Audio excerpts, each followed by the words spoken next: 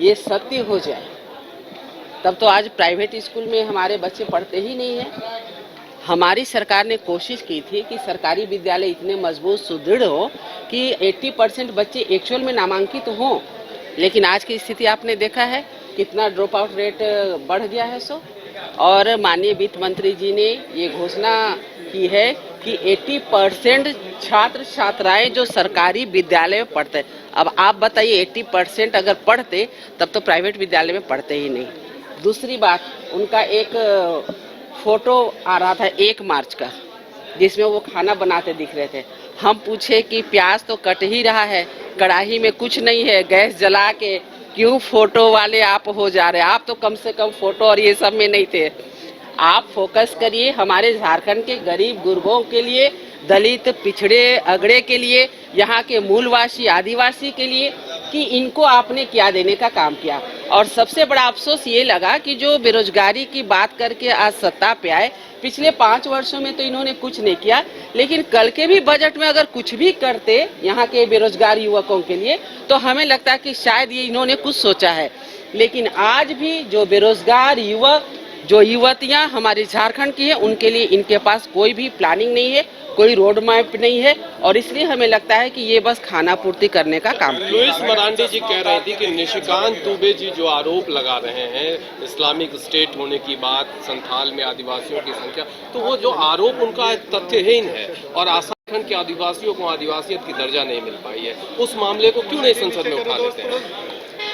हम तो झारखंड में है और हम झारखंड की बात करना चाहते हैं, लेकिन सत्ता पक्ष के एक एक माननीय विधायक पता नहीं झारखंड छोड़ करके कभी असम, कभी छत्तीसगढ़, कभी यूपी, कभी कहीं चले जाते हैं। और ये क्यों चले जाते हैं हमें नहीं पता।